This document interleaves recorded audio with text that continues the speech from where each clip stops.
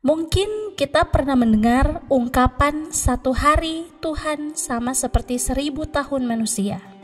Ya, kalian tidak salah dengar. Dan memang hal ini ditulis dalam Alkitab. Nabi Musa mengungkapkannya dalam pujiannya kepada Tuhan dalam kitab Mazmur. Bahkan ungkapan ini dikutip juga oleh Rasul Petrus dalam suratnya. Tetapi hal ini menjadi perdebatan para ahli Alkitab karena ada beberapa yang mencoba membatasi Tuhan. Bahkan mencoba cocok logi dengan memberi satu pengertian yang tidak tepat terkait hal ini. Kali ini kita akan melihat bersama apakah benar satu hari Tuhan literally sama dengan 1000 tahun manusia. Dan apa sebenarnya yang dimaksud Alkitab tentang ayat ini? Kita belajar bersama di Ayo Cari Tahu.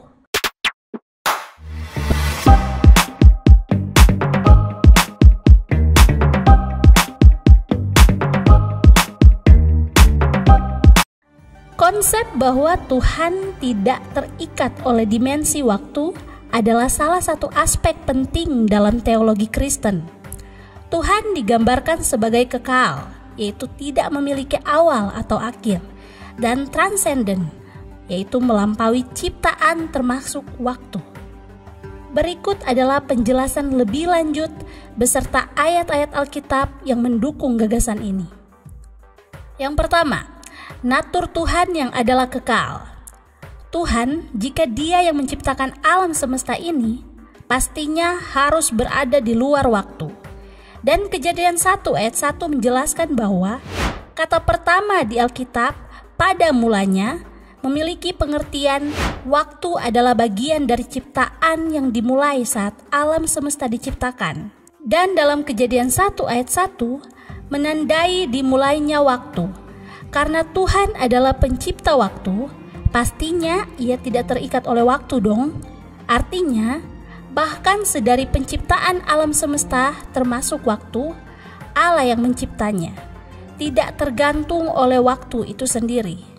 Ingat juga bahwa Tuhan tidak memiliki awal atau akhir, karena Ialah awal dan akhir itu sendiri, sekaligus melampaui batasan waktu. Mazmur 90 ayat 2 memberi satu penegasan bahwa keberadaan Allah adalah dari selama-lamanya sampai selama-lamanya. Artinya, bagaimana kita bisa menghitung hari Tuhan sedangkan Dia berada di luar dari waktu itu sendiri? Yang kedua, natur Tuhan yang transenden. Allah tidak terikat oleh ruang dan waktu, karena Dia adalah pencipta keduanya. Dia hadir di mana-mana, namun tidak terbatas pada lokasi tertentu. Allah yang transenden adalah Allah yang melampaui ciptaannya, tidak terbatas oleh ruang dan waktu, serta tidak tergantung pada apapun. Pemahaman ini menekankan keagungannya yang tidak terbandingkan. Sebagai Allah yang transenden, Dia berada di luar, di atas, dan tidak terbatas oleh ruang, waktu, atau dimensi yang mengikat ciptaan. Transendensi Allah menekankan bahwa Dia berbeda secara kualitatif dari makhluk ciptaan, tidak tergantung pada alam semesta dan tidak dapat sepenuhnya dipahami oleh akal manusia. Allah tidak membutuhkan ciptaan untuk eksistensinya. Sebaliknya, segala sesuatu bergantung kepadanya. Allah begitu agung sehingga keberadaan dan pekerjaannya melampaui pemahaman manusia. Di dalam Yesaya 55 ayat 8-9 memberi satu penjelasan bahwa siapa kita yang membatasi eksistensi Allah yang empunya dunia dan segala isinya. Transendensi Allah menginspirasi penyembahan dengan penuh kekaguman, karena Dia agung dan melampaui segalanya. Dia layak dipuji sebagai Allah yang berkuasa atas segalanya. Dan memahami transendensi Allah mengingatkan kita akan keterbatasan manusia. Ini mendorong kerendahan hati dalam berhubungan dengan Allah yang besar dan tidak terselami. Sehingga yang salah bukan Alkitab, tapi cara tafsir kita. Tidak ada yang salah dengan firman Tuhan di dalam Alkitab. kita harus melihat bahwa konteks di 2 Petrus 3 ayat 8 dan Mazmur 90 ayat 4 bukan dimaksudkan untuk diartikan secara literal, tetapi secara metaforis, yaitu berbicara tentang kesabaran Tuhan dalam menunda penghakiman dan kedatangannya kembali. Rasul Petrus ingin menekankan bahwa Allah tidak dibatasi oleh waktu seperti manusia. Maksudnya, kembali lagi, bukan untuk memberikan perbandingan literal antara waktu Allah dan waktu manusia, tetapi untuk mengejarkan bahwa Allah melampaui pengertian kita tentang waktu.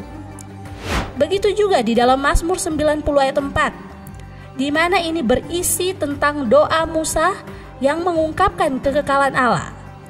Musa menyatakan bahwa waktu tidak memiliki kuasa atas Allah. 1000 tahun bagi manusia hanyalah seperti 1 hari atau bahkan lebih kecil di mata Allah. Ini menunjukkan bahwa waktu bersifat relatif di hadapan Allah yang kekal. Artinya, ayat-ayat ini bukan dimaksudkan untuk diartikan secara harafiah, tetapi secara metaforis untuk menyatakan Allah tidak terikat oleh waktu seperti manusia, dan Allah adalah kekal, sedangkan manusia hidup dalam batasan waktu yang singkat. Perbandingan waktu bagi manusia dan Tuhan hanyalah gambaran untuk membantu manusia memahami bahwa Allah tidak dibatasi oleh urutan kronologis seperti kita.